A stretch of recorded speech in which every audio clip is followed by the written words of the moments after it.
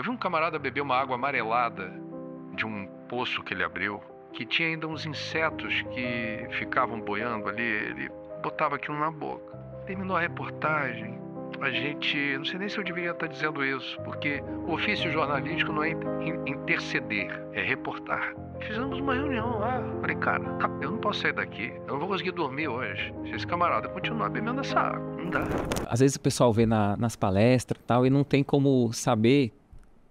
Muitas vezes o palestrante não fala de si próprio e tal, né? E eu tenho essa curiosidade também, que acho que é a curiosidade do público. Como foi seu início, né? Se você já veio de família espírita, em que momento que a doutrina espírita te encontrou, você encontrou o espiritismo?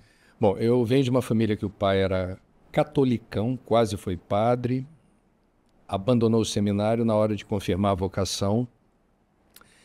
Portanto, estudei em colégio católico, fui batizado, fiz primeira comunhão, fui crismado. E minha mãe tinha uma tendência ao engajamento na doutrina espírita, sem frequentar centro, mas com as leituras na mesa de cabeceira dela. Resumindo, fui criado num lar católico e com a idade de 21 anos, um problema de saúde que acometeu uma pessoa muito querida dentro de casa me levou a buscar respostas que eu não estava encontrando no catolicismo. Eu já estava na faculdade e uma amiga minha namorava um médium e me convidou para ir numa instituição espírita. E dessa instituição espírita eu nunca saí, que foi a Instituição Espírita Joana de Ângeles, em Copacabana. E tive um encantamento, é um enamoramento da doutrina, aquela descoberta que causa uma revolução íntima, né? Porque você passa a fazer uma avaliação da vida, da morte, de Deus, do universo, a partir de outras variáveis. Isso foi muito forte, né? Foi muito forte. E meu pai respeitou, né, essa escolha. Eu, de fato, desde então, na Instituição Espírita Joana de Ângeles, estive lá, frequência na palestra pública, estudo de mocidade, conheci a Escola Espírita Joana de Ângeles em 1987 e nunca deixei de ter alguma relação forte, tanto com o centro de Copacabana, quanto a razão do centro existir, que é suportar a estrutura da escola. E isso nunca deixou, portanto, de contaminar ideias, sentimentos e atitudes, né? O espiritismo, ele é parte do que sou, do que penso, do que sinto, e inspira as escolhas mais importantes que eu faço na minha vida. E sua mãe também, alguém da sua família foi junto com você, assim ou não? Eles seguiram a religiosidade deles? Não, é curioso. Minha mãe, em certa medida, creio, porque ela era muito cuidadosa assim, se espantou com o nível de engajamento, né? Porque, assim, foi algo... Do seu engajamento? Meu engajamento. De começar, de fato, a ter uma outra rotina, né? De disponibilizar-me para certas coisas, atividades, trabalhos que antes não faziam parte do meu cotidiano. Creio que ela ficou um pouco assustada, para ser sincero, mas ela muito eticamente não interferiu. O meu irmão, por sua vez, ele declarou-se à época. Um tempo depois tivemos a perda do meu pai, um acidente de trânsito. E no cemitério, o meu irmão me abraçou e disse: eu sei que ele está vivo. Eu acho que eu sou espírita. Olha. Mas eu venho de um lar... Não era o seu objetivo, né? Eu venho de um lar em que, graças a Deus, eu quase fui baterista em vez de ser jornalista. Meu pai professor, em casa, tendo que ler, tendo que fazer lá a programação das aulas. Tem um baterista dentro de casa, vamos combinar? Não é a melhor companhia. Então, meu pai, tanto em relação à vocação espírita, quanto o flerte que eu tive, aprendendo a tocar bateria. Se eu já sou baterista formado, melhor, mas aprender a tocar bateria em casa foi tenso. E ele me deu, um legado do meu pai, assim, quer dizer, o respeito pelas escolhas que o filho dele faz. E, portanto, o proselitismo, que não ocorre, penso eu, por orientação de Kardec, de forma tão explícita e assintosa em relação aos outros, a gente não se furta a fazer a divulgação, mas a gente se disponibiliza para quem tem interesse em conversar sobre o tema.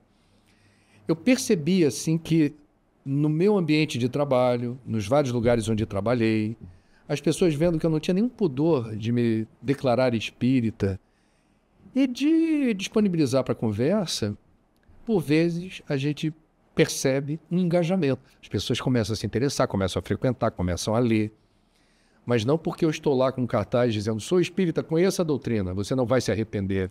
Não é propriamente o meu estilo e, graças a Deus, não me parece que seja o propósito da divulgação espírita invadindo o espaço aéreo dos outros. Essa questão do aspecto da gente estudar a doutrina e pela lógica, pelo bom senso, a gente, né, já é tomado ali, né, no caso que você descreveu, no seu caso pessoal, foi primeiro pela doutrina em si.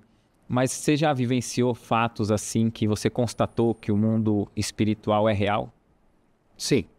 Não fui atraído pelo fenômeno, mas claramente eu já recebi. Isso, veja, 10 ou 12 anos depois de me considerar espírita e começar de alguma forma a realizar, como disse, algumas atividades inspiradas na identificação com a doutrina, assim, cartas psicografadas. Recebi já de meu pai, já recebi de minha mãe, sem pedir. Isso é muito interessante. Testemunhei uma sessão de materialização no lar de Frei Luiz aqui no Rio de Janeiro, como convidado. E foi algo muito impressionante do ponto de vista de você, mesmo já tendo construído aquela convicção, assim, você entende o fenômeno da materialização, você já leu, você já estudou, você já conversou com pessoas que fazem disso, digamos, que é interessante, tem os espíritas que vão atrás do fenômeno, né? Eles colecionam histórias e relatos. Não é minha praia, como a gente diz aqui no Rio, não é minha praia. Sim. Mas é interessante quando você tem a oportunidade de dar match. O que eu acredito, eu estou vendo. Né? Inclusive na sessão de materialização, voltada principalmente para pessoas inscritas com algum problema grave de saúde, onde o médico que se materializou, ele, a cada sessão, porque eram 6 macas, em grupos de 6 as pessoas se deitavam, o espírito materializado saía da cabine para fazer com um recurso, um equipamento que parecia uma lanterna, uma pistola de luz. E ele se aproximava, foi o que eu entendi dali, dependendo da demanda de rota terapêutica de cada um, a luz e a intensidade da luz mudava. Uma coisa espetacular. E um tipo de luz que você não está acostumado a ver aquela frequência luminosa. Bem diferentão mesmo. Então, de 6 em 6, uma baita orientação para quem não está ali, não atrapalha. Porque pensamento invigilante alcança o ectoplasma do médium e prejudica o conforto dele, ou, em casos extremos, pode levar a óbito, ou não completa a materialização depois. Então, a gente tem todas essas instruções, fica todo mundo ciente, assim, eu estou em missão, estou aqui para não atrapalhar, vamos rezar durante, de vez em quando você pode observar, mas você está ali para ser uma plateia participativa. E você, como jornalista, tendo que domar, né? Não, eu quero ver. Na minha. Eu quero ver. Chamavam pelo nome. E chamaram o meu no final. Eu deitei na maca, aí não teve jeito. Aí o jornalista falou mais alto, se aproxima o espírito materializado, abriu o olho, óbvio que abriu o olho. Tô vendo aqui. E eu ouvi ele respirando. Você falou, tá materializado. Eu não vou tocar, porque aí já deu vontade. Sim. De baixar o São Tomé, assim, dá licença. E isso foi algo que faz parte, respondendo a sua pergunta, de uma sucessão de experiências. A gente está testemunhando com muita dor o que está acontecendo no Oriente Médio, mas antes dos conflitos que resultaram na invasão do Hamas em Israel e na retaliação dizimando dezenas de milhares de vidas de inocentes na faixa de Gaza, É uma história real e que me comove, porque em Israel, que tem mais estrutura e melhores condições, por exemplo, de assistência médica, há um hospital pequeno, um posto de saúde, digamos assim, bem equipado, que presta assistência a israelenses, árabes israelenses e a palestinos. E o diretor do hospital percebeu, em alguns médicos, uma dificuldade de cuidar de quem não era judeu. E isso começou a gerar algum desconforto no corpo médico. Esse diretor reuniu todo mundo, estabeleceu a seguinte regra. Bom, eu sou o diretor e eu preciso falar algo que vai ser uma norma daqui para frente. Todos temos o direito de termos as nossas opiniões ou convicções. Quando isso atrapalha a nossa tarefa enquanto médico e o juramento que fizemos, é meu dever denunciar. Então eu vou propor algo. Tudo que vocês pensam sobre aquelas pessoas que vocês preferiam não estar tratando, preferiam não estar ali emprestando seus talentos profissionais para curar, salvar, eu estou instalando uma caixinha na porta do posto. Vocês vão escrever, nem precisa assinar, coloquem ali. Deixem essa energia dentro da caixinha. Quando entrar no posto, vocês vão atender a toda e qualquer pessoa que adentrar por aquela porta, porque esse é o nosso dever. Que lição, hein? E a gente não tem... A gente poderia seguir isso como exemplo nas casas, né? Interessante, viu? Eu dou aula há 21 anos na Pontifícia Universidade Católica do Rio. Eu pego isso com a garotada já na faixa entre 20 e 25. Antigamente a gente falava, leiam um capítulo X do livro. Hoje, é incrível isso. Eu tenho que pedir para eles fazerem cópia, trazerem para a sala de aula e ler na minha frente. Porque a dispersão com isso daqui é algo perturbador. Nesse ponto, o Brasil agiu rápido, repetindo a experiência de outros países, e, a meu ver, é uma medida acertada, cada um tem a sua opinião, não permitindo o uso de celular em sala de aula, exceto para fins pedagógicos. Controlado pelos professores, né? Pelos professores. A Unesco, o braço da ONU que cuida de educação e cultura, justificou essa forma de você não autorizar o celular em sala de aula, dizendo, estamos vivendo uma epidemia de distração. É incrível. O que é epidemia de distração? Você passa pela escola e não aprendeu nada. Porque quando a aula estava ficando mais desinteressante, você vinha para cá. Quando você vem para cá, você não está mais prestando atenção em lufas do que o professor está dizendo. Nesse pouco mais de 1 ano e meio aqui no Rio de Janeiro, que foi a primeira capital que instituiu, antes de ser uma resolução federal, essa restrição, o secretário de Educação me fez chegar relatórios, os primeiros relatórios, que a gente fez reportagem na época sobre se isso era bom ou não era. Eu fui nas escolas, conversei com o professor, pai de aluno, os alunos tristíssimos. Os pais eufóricos, dizendo assim, em casa eu não consigo, pelo menos na escola. Ah, logo que foi proibido. Logo que foi proibido. Ele ou ela haverá de se libertar disso. Porque os pais tinham problemas. E os professores falando, olha, eu estou começando a ter o prazer do magistério com alunos que prestam atenção no que eu estou falando, porque antes não dava. E isso começou a ter repercussão na aprendizagem. Já houve mudança na média das notas. Você consegue imaginar, na hora do recreio, você deve ter... Eu sou mais velho que você, mas acho que você pegou a hora do recreio, aquela hora do barulho, da algazarra. Sim. Você já viu como é que é hoje numa escola pública ou privada a hora do recreio? Em boa parte das escolas, parece um velório. Tá todo mundo assim, os grupinhos, todo mundo assim. Agora o recreio voltou a ter barulho. Que criança... Quem diria que ia ter saudade do barulho do recreio, Professor Hipólito, no século XIX, ele sabia do quê? Faz parte do processo de aprendizagem do ser humano, na fase infantil, a socialização. Ela precisa interagir com os coleguinhas.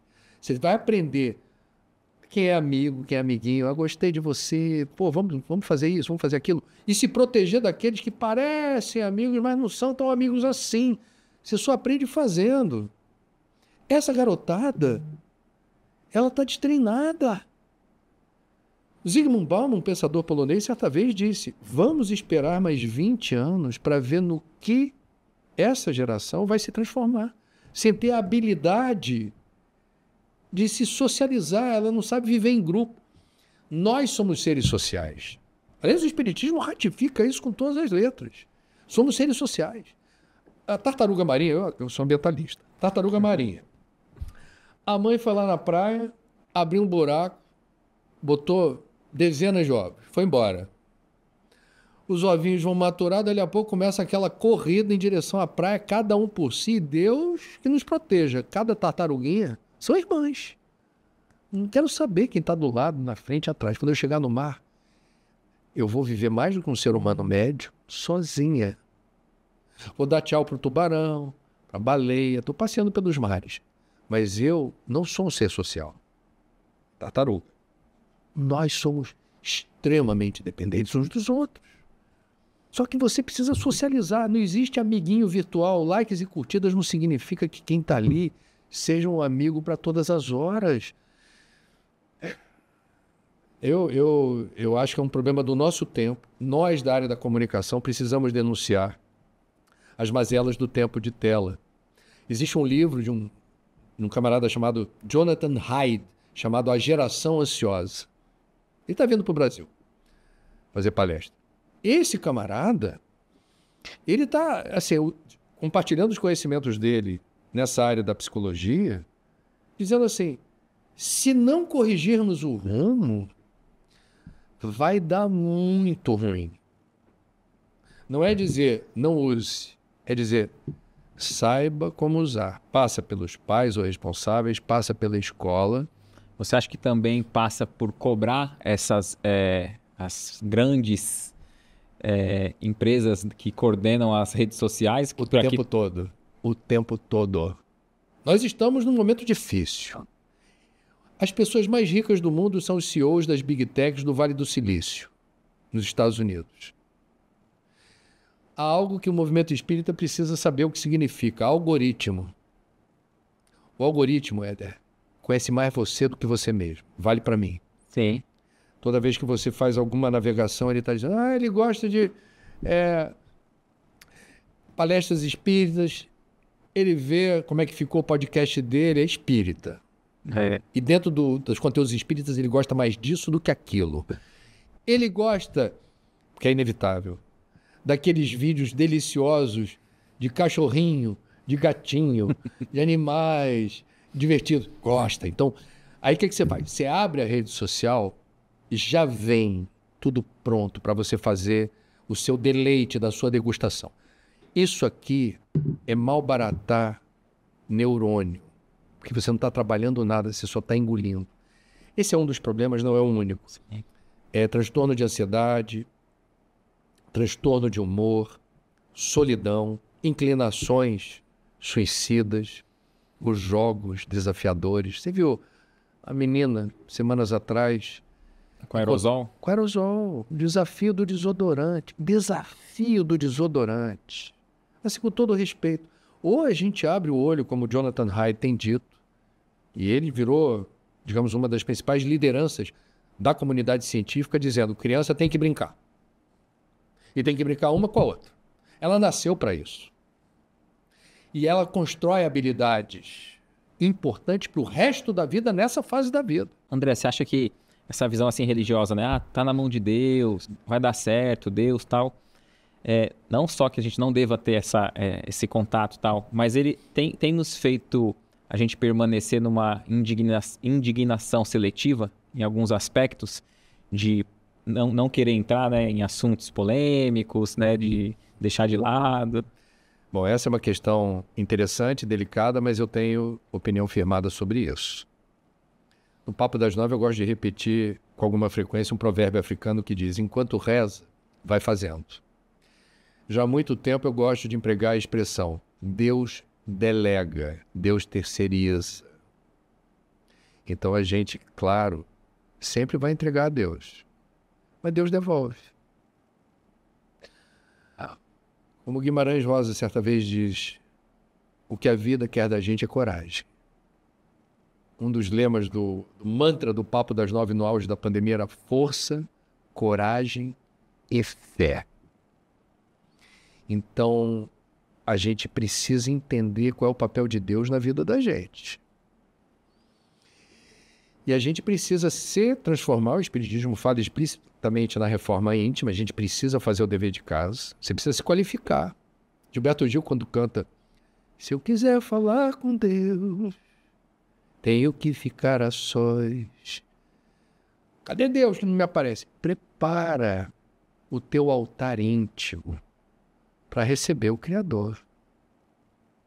Assim, não existe mágica, existe trabalho. A gente precisa se qualificar na vida para perceber a presença de Deus e reconhecer qual é a tarefa que me foi. Sabe, os desígnios de Deus te incluem. Porque se a gente vê isso pelos emissários de Deus, vamos colocar assim, guias e mentores. As pessoas ficam frustradas na casa espírita porque dizem assim, tem mensagem para mim? Aí vem uma mensagem que obviamente vai ter o cuidado, se for um espírito de luz, de não entrar em pormenores. Vai dizer assim, Éder, mantenha o seu trabalho, coragem, meu filho, tenha paciência, persistência, não se dobre diante das primeiras dificuldades. Alguém poderá dizer, mas foi meio vago, não está entrando nos detalhes que você de repente tinha expectativa de... Não, mas aquela questão que eu não estou conseguindo resolver sozinha, por que o espírito superior não me deu o bizu? Porque é espírito superior. Perfeito. Porque quer que você um dia seja um espírito superior. Quer que você um dia aprenda a lidar com as dificuldades por sua obra e graça. A gente está aqui para isso, Éder. A gente está aqui para aprender, cara. E para aprender a gente vai lidar com situações hostis, obstáculos, a gente vai lidar com a indiferença e a maldade. A gente vai ter situações muito difíceis, muito duras. Você entrega a Deus, você fala, Senhor, conto contigo. E o Senhor, onde estiver, vai dizer, tamo junto. Porque eu sozinho, se eu resolver todos os teus problemas, onde é que está o teu esforço? Evolução é mérito pessoal e intransferível. Ninguém evolui pelo outro. Aí, meu filho, você pode dar todo o suporte, dar educação, dar amor, dar afeto, consolar. Pode ajudar da tua maneira. Se ele não caminhar com as próprias pernas, você falhou como pai. Que é muito difícil para alguns pais. Educação, cara, é pista de decolagem. Um pai e uma mãe realizados, penso eu, é aquele que prepara na infância, na adolescência e na juventude o filho para, ó, voa, meu filho, vai para onde você quiser. A gente preparou o avião aqui para ajudar. Tem o altímetro, mas você que define a altitude. Tem a bússola apontando o norte, mas você vai para o lado que você quiser. O avião é por tua conta. A pista de decolagem nós fizemos. Agora, se o filho ficar assim, não sai da aba da saia da mãe, ou não consegue se desligar do pai, temos um problema. Eu vou dizer para você, a gente roda por aí como jornalista, dentro e fora do país. Eu fico emocionado, às vezes, no aeroporto, está lá um islâmico, num horário que você está passando pelo aeroporto, ele se ajoelha, vê a direção de Meca. Eu procuro sempre exercitar um olhar de acolhimento e de não preconceito. Eu falo, o que isso me traz de positivo? Eu falo, submissão. É uma palavra importante do Islã. Submissão. No Ocidente liberal, a palavra submissão soa esquisita e soa mesmo, pela violência que traz a possibilidade da submissão em condições equivocadas. A submissão a Deus é bonita. Sim. É bonita. Quando você vê em certos lugares do mundo onde o movimento evangélico é forte, por exemplo, Estados Unidos, hábito, antes da refeição, vamos fazer uma prece. No Brasil, que é um país de maioria absoluta cristã, a maioria dos lares que se dizem cristão não faz isso. Nos Estados Unidos é muito comum assim. Vamos fazer uma prece antes de comer. Vamos agradecer o alimento. E muitas vezes, André, em vez da gente aprender com eles, a gente julga, né? Então a gente olha ali e fala assim, pô, esse cara tá orando, mas não precisava ajoelhar. Dava pra orar. Tudo bem, é o que a gente tem aprendido na doutrina, mas não é o caso de julgá-lo. Mas a gente poderia aprender, pô, a gente vê os livros do André Luiz, ele tem um momento, né? No final do dia lá, que todo mundo se reúne, né? Como se fosse dessa forma, e oram, e se conectam, né? E por que não aderir, né, no nosso cotidiano, a nossa maneira espírita, talvez, né, mais introjetada ali, mas não, a gente às vezes fica só na camada, né, pô, ajoelhou ali na frente de todo mundo, né? Se me permite, concordo com tudo que você falou e me preocupo com o preconceito que nós espíritas temos. Preciso dizer isso. Alguns de nós têm com as religiões de matriz africana. Isso de forma bastante, eu diria, lamentável, porque nós já sabemos, na nossa história do movimento espírita no Brasil, já fomos perseguidos, já fomos estigmatizados, já fomos proibidos de fazer reunião ou culto público. Portanto, a maior parte da história do espiritismo nos chamavam nas ruas de macumbeiro, corimbeiro, coisa e tal. Hoje é lamentável que alguns espíritas usem essa terminologia para estigmatizar e rebaixar o direito dos nossos irmãos umbandistas e candomblecistas exercerem as suas práticas. A gente não tem esse direito. E mais, não basta a gente não criticar, eu acho, a minha posição, e não é de hoje. De público, nós espíritas alinhados com Kardec, deveríamos repudiar todas as manifestações de perseguição religiosa no século XXI no Brasil. Eu estou no Rio, você está no Rio de Janeiro aqui comigo. Não raro, por aqui, o que acontece? Depredação de terreiros, expulsão dos seguidores dessas tradições das suas comunidades. E a gente, não é comigo? Tá tudo bem. Não, não tá. Mundo de regeneração não é um mundo só de espíritas.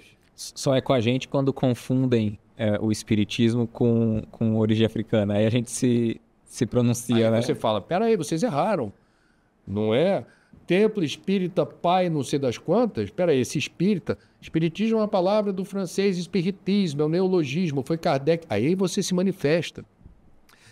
Com todo respeito, a gente precisa ter o cristianismo como, eu diria, norte magnético da bússola para sustentar o nosso senso de justiça. E sim, se indignar com a violência, ainda que ela não te alcance. Porque Jesus foi crucificado porque se indignou. As pessoas lembram de Jesus, foi a mansuetude, a doçura. Esquecem um lado que se espera do Messias. Quando denunciava junto aos doutores da lei, o teatro da fé, para alcançar o Todo-Poderoso, você precisa colocar a mão assim, lavar desse jeito, tomar água desse jeito, tendo os rituais. E Jesus não se omitiu. Está lá no Evangelho traduzido para o português. Nécios, hipócritas. Jesus se posicionava. A gente não pode se calar diante da violência que não te alcança, mas alcança o outro. Mundo de regeneração é mais ou menos o seguinte, na minha opinião. Se não tiver bom para todo mundo, não está bom para ninguém.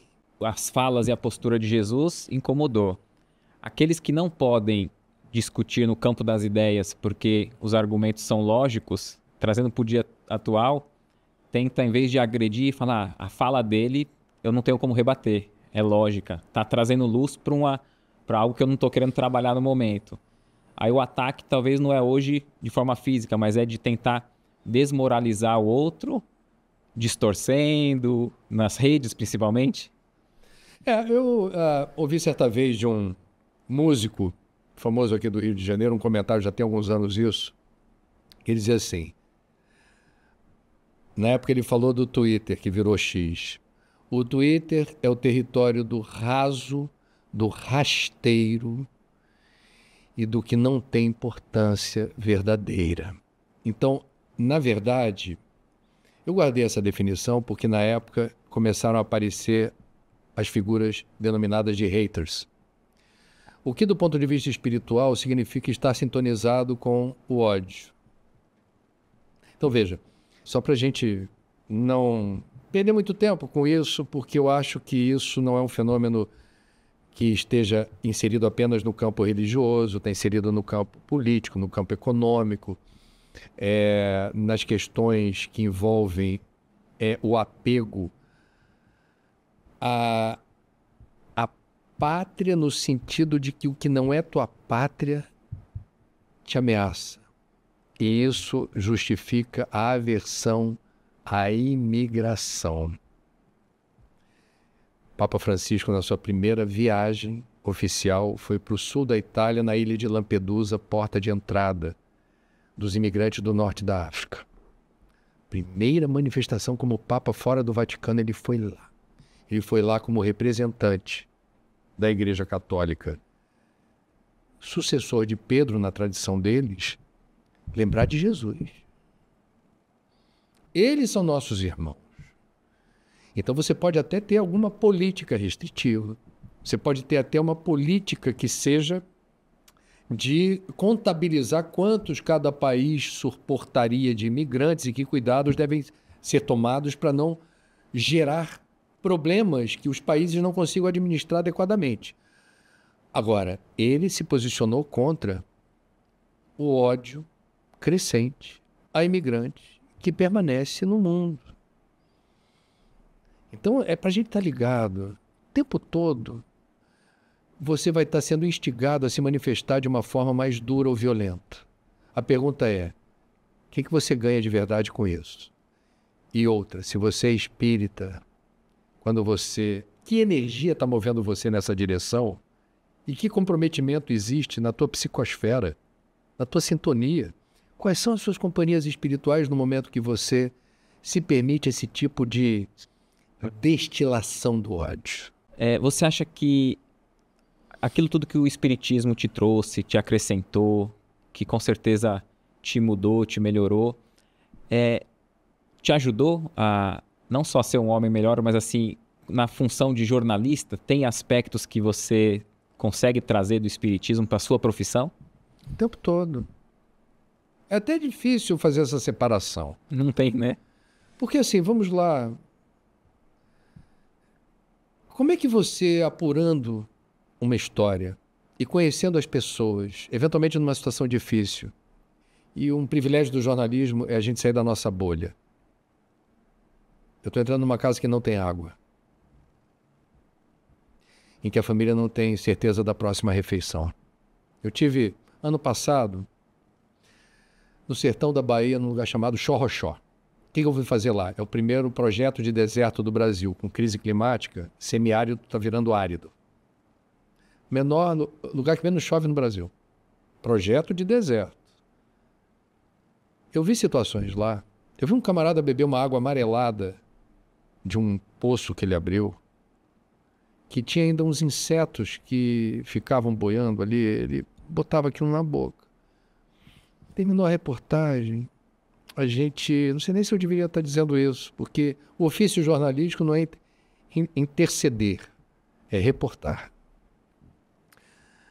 Fizemos uma reunião lá, a equipe e o nosso Cicerone, que era da região, e nos levou até lá. Você tem que ver a situação lá do seu fulano de tal. Falei, cara, eu não posso sair daqui. Eu não vou conseguir dormir hoje se esse camarada continuar bebendo essa água. Não dá. O seu trabalho como jornalista já tinha sido feito. Não dá. Então tem situações que você fala, eu conheci uma pessoa que eu não vou conseguir voltar para minha casa sem tentar, pelo menos, fazer algum tipo de movimento para que essa pessoa saia daqui, que eu saia daqui sabendo que ela está minimamente assistida. Então o jornalismo nos coloca de frente com situações que você não imagina que no século XXI ainda ocorram. Outra questão é o senso de justiça. E para isso, posicionamento. A gente precisa ter posicionamento, que é uma coisa complicada no mundo onde existem redes sociais sem moderação e haters se proliferando como se fossem coelhinhos rapidamente. Então, posicionamento. Porque o posicionamento, ele marca no tempo e no espaço aonde o seu espírito imortal, diante de certas circunstâncias, que escolha você fez. Porque, em última instância, o que é o livre-arbítrio? Que é outra questão chave como sintonia. Tá do teu índice ali, da doutrina? Livre-arbítrio, o que você está fazendo a cada instante? Porque isso define projeto evolutivo.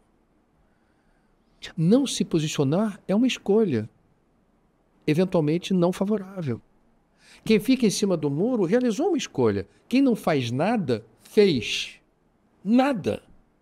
Mas fez. Não existe neutralidade no universo. Então, assim, esses posicionamentos, do meu ponto de vista, eles precisam ter lugar. Eu sou editor-chefe de um programa onde eu posso escolher as pautas. Eu sou repórter, nem sempre eu escolho o que eu quero fazer, mas como profissional de imprensa eu vou tentar fazer da melhor maneira possível, apenas reportando fatos.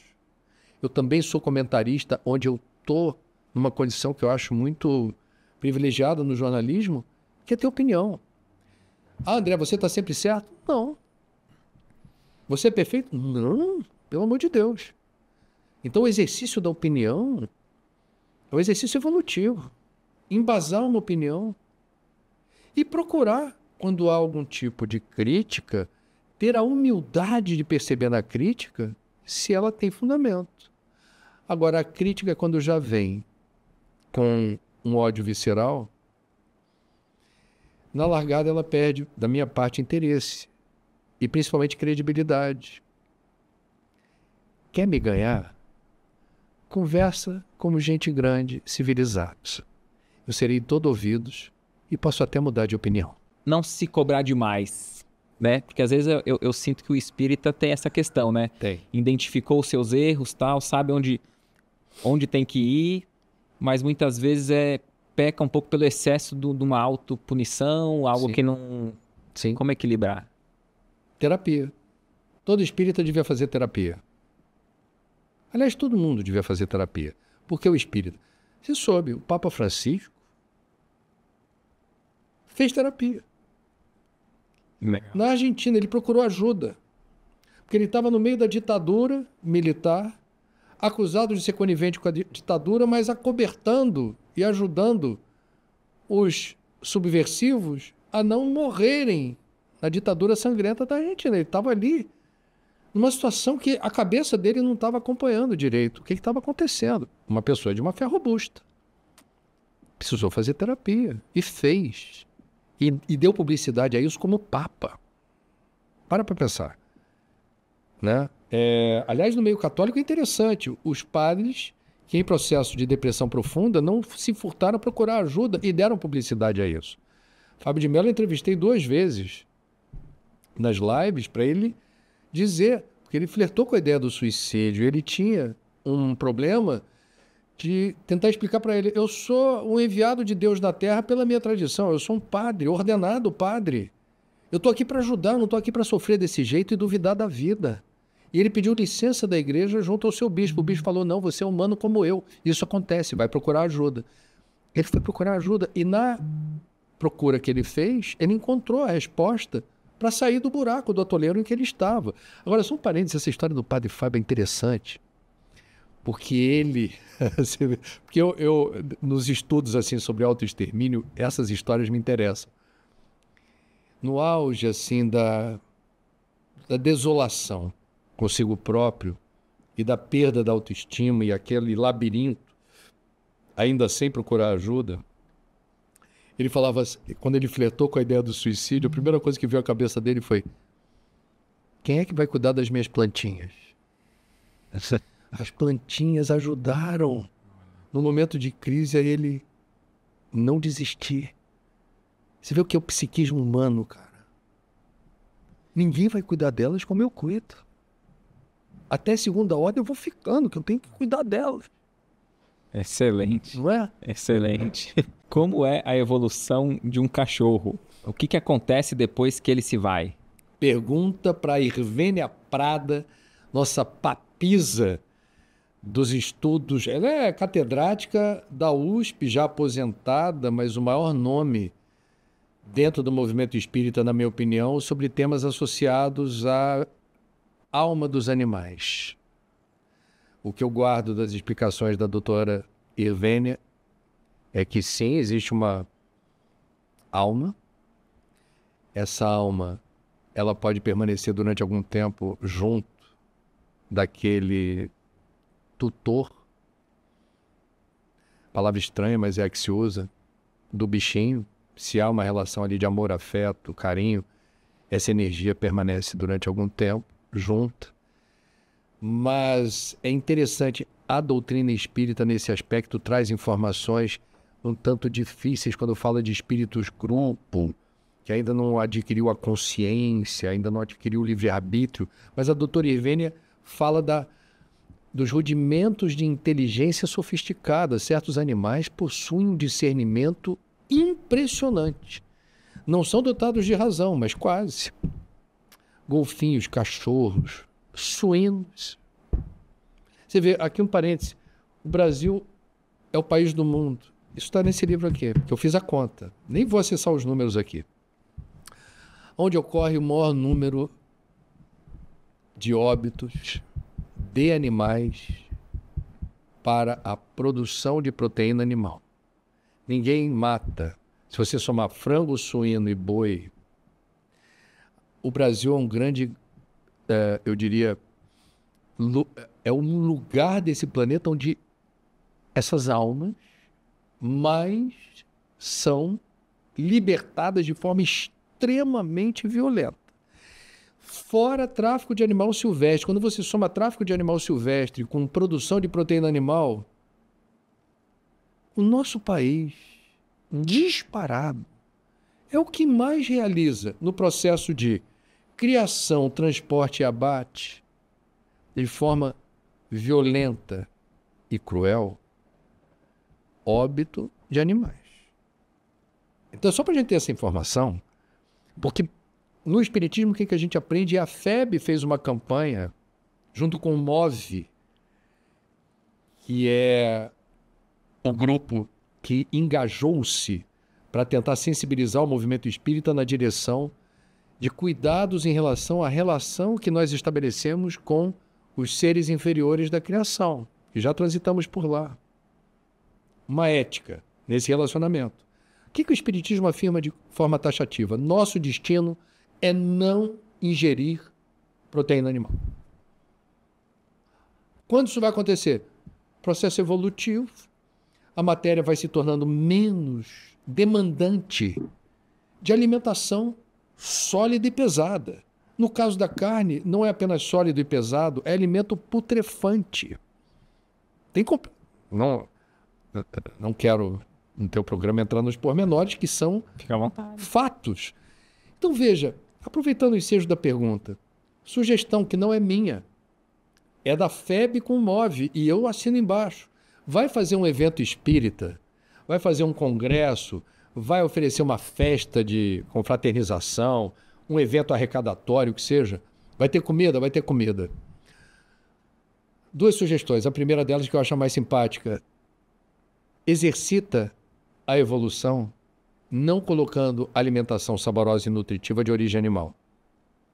Porque é possível promover sabor e nutrição sem matar nenhum bicho. Ou, vai ter carne? Vai ter carne.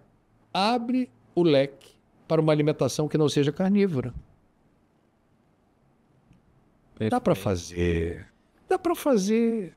Eu li na obra do André Luiz que ele diz assim em algum momento, né? Não vou lembrar certinho como está no livro, mas por que a gente sepulta os nossos irmãos menores no nosso estômago? Não. É a gente não vê por esse lado, né? Aí a gente fala, nossa, faz a gente se sentir mal, né? E deve ser assim, né? Tem 2 livrinhos editados pela FEB em parceria com o MOVE, que são mais de 200 enxertos de pensamentos extraídos de aproximadamente 100 obras espíritas, inclusive as obras básicas, só falando da questão da ética que a gente deve ter em relação aos animais. E essa frase que você citou certamente está num desses 2 livrinhos, porque é uma profusão de manifestações de espíritos que a gente considera, que a gente tem como referência. Não, tá falando de bicho, eu não abro mão da picanha, maminha, alcatra, contra filé e vamos que vamos. Então, mas a gente não conseguir abrir mão, André, eu acho que a gente deve aceitar, né? Não consigo abrir mão, mas que não se justifique que tá certo. Porque eu como carne, eu sei que eu devo mudar nesse sentido, mas eu não vou fazer nenhum movimento de frear ou de não falar sobre o assunto, porque não, senão eu vou achar que eu tô sendo contraditório, né? A gente já recebeu o Wilson Trindade lá, que ele fala muito sobre isso. Ele é relacionado ali com os animais, tem um instituto bem bacana. E ele fala sobre a segunda sem carne, que é um movimento, né? Que aí, tudo bem, você tem décadas. E não engrena, né? Não engrena. Assim, o Paul McCartney é um adepto do segundo. Ele é vegetariano, mas ele foi um dos primeiros a defender. O que você está colocando é o que eu pratico. Eu não vou policiar ninguém em relação ao que come, porque eu não gosto que policiem o que eu como. Cada um que tem a tua própria autonomia. Você me fez uma pergunta sobre se os animais têm alma, papo vai, papo vem. A gente chegou em eventos espíritas. Se nós espíritas temos uma profusão de mensagens de espíritos de luz, por psicografias com credibilidade, reportando que a gente precisa ter um cuidado em relação aos nossos irmãozinhos inferiores e que a gente deveria prestar atenção na qualidade de uma alimentação recorrentemente carnívora, que até médico que estimula o consumo de carne diz com moderação, porque é um alimento pesado e tóxico.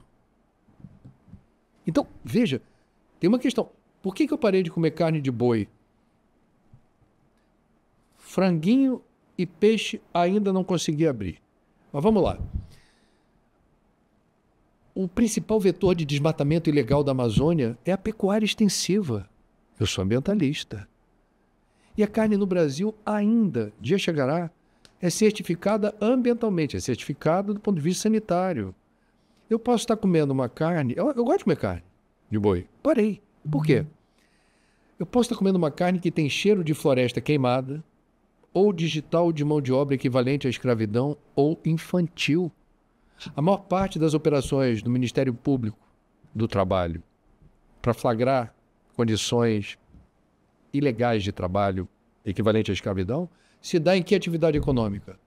Pecuária. Eu não vou... Vai me fazer mal. Essa carne não vai descer bem.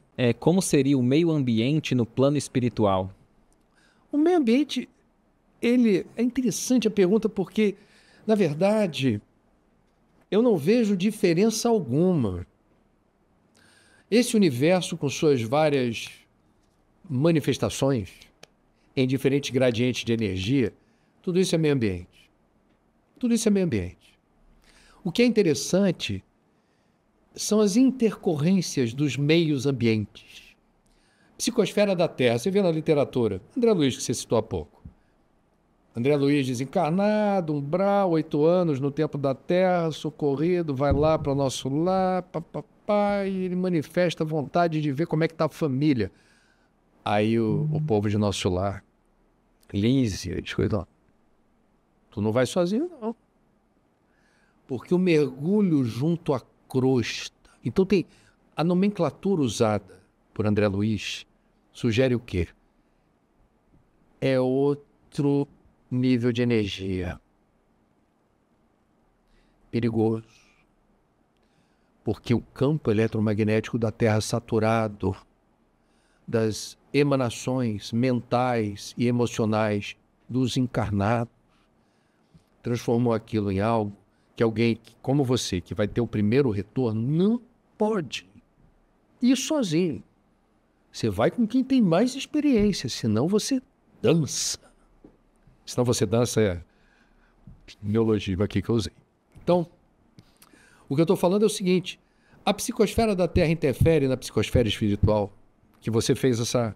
Nosso lar se beneficia de um planeta Terra mais equilibrado, mais harmonizado? Sim. Quando você pensa que está tudo interligado, quando você fala assim, ecologia é o quê? Estudo da casa. Que casa é essa? É a casa de vários cômodos que estão interconectados. Quando você fala de física quântica, qual é o universo que a física quântica observa? É um conjunto de fenômenos interligados, interdependentes, que interagem o tempo todo. A encíclica do Papa Laudato Si de 2015, está completando 10 anos agora. Ele fala disso. Quando ele fala casa comum. Casa comum é a casa de todos, e todos estão aqui juntos, não tem separação. É uma rede de influência. Do ponto de vista espiritual, eleva-se a interface das energias. Você entende? Estamos todos no mesmo barco. Então, o meio ambiente é esse barco que está todo mundo. Agora, esse barco tem as suas gradações. Mais material, mais espiritual, mas é o mesmo barco. Portanto, é apaixonante o estudo ecológico porque ele fala de uma totalidade integrada, e totalidade integrada é o discurso religioso. As muitas moradas do Pai é um condomínio, cara. É o mesmo condomínio, com muitas moradas. Mas o condomínio com o mesmo síndico.